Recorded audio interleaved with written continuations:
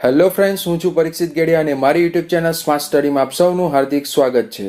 ધોરણ 10 પછી પ્રથમ વર્ષ ડિપ્લોમા એન્જિનિયરિંગના અભ્યાસક્રમમાં ઓનલાઈન પ્રવેશ વર્ષ 2024-25 માટે તારીખ 15/4/2024થી શરૂ કરવામાં આવશે. જેના માટે ઓનલાઈન રજિસ્ટ્રેશન વેબસાઇટ પર જઈને તારીખ 15/4/2024થી 15/5/2024 સુધીમાં કરવાનું રહેશે. જો તમે મારી ચેનલમાં નવા હોય તો સૌપ્રથમ મારી ચેનલની પ્લેલિસ્ટ એસીપીડીસી ડિપ્લોમા એડમિશન 2024માં જઈને દરેક વિડીયો જોઈને એડમિશનને લગતી તમામ માહિતી મેળવી શકો છો. ઓનલાઈન રજિસ્ટ્રેશન gujdiplomaa.admissions.nic.in વેબસાઇટ પર તારીખ 15/4/2024થી 15/5/2024 સુધીમાં કરવાનું રહેશે. પ્રોવિઝનલ કી ડેટ્સ એટલે કે સંપૂર્ણ એડમિશન પ્રક્રિયાનું માળખું તમે સ્ક્રીન પર જોઈ શકો છો.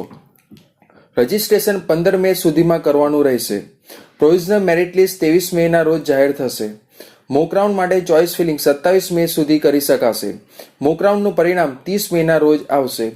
ફાઇનલ મેરિટ લિસ્ટ પણ 30 મેના રોજ જ આવશે.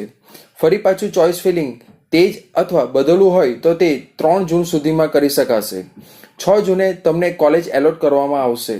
10 જૂન સુધીમાં તમને મળેલ કોલેજમાં જો તમે એડમિશન લેવા માંગતા હોય તો ઓનલાઈન ટ્યુશન ફી બેંકમાં ભરવાની રહેશે. તમને મળેલ કોલેજમાં જો તમે એડમિશન લેવા માંગતા ના હોય એટલે કે એડમિશન કેન્સલ કરવા માંગતા હોય તો 10 જૂન સુધીમાં કરી શકાશે. અહીં દર્શાવેલ તારીખમાં સમયાંતરે બદલાવ થઈ શકે છે, તેથી વેબસાઇટનો સમયાંતરે અભ્યાસ કરતા રહેવું. ઓનલાઈન રજિસ્ટ્રેશન દરમિયાન જો કોઈ કારણોસર તમને તકલીફ પડે તો તમે તમારા ઘરની નજીકના સાયબર સેન્ટરમાં જઈને મદદ મેળવી શકો છો. આ સાયબર સેન્ટરમાં વિનામૂલ્યે નિઃશુલ્ક તમે યોગ્ય માહિતી મેળવી શકો છો.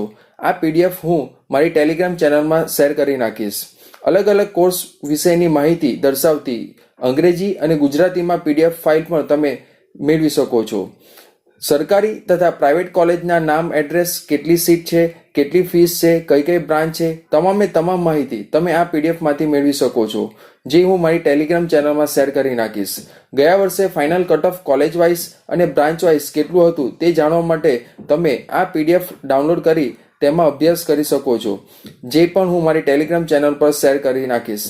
આ સિવાય વિદ્યાર્થી મિત્રો, જો તમને કોઈ પ્રશ્ન હોય તો નીચે કમેન્ટ બોક્સમાં લખીને મને પૂછી શકો છો. જય હિન્દ, વંદે માતરમ.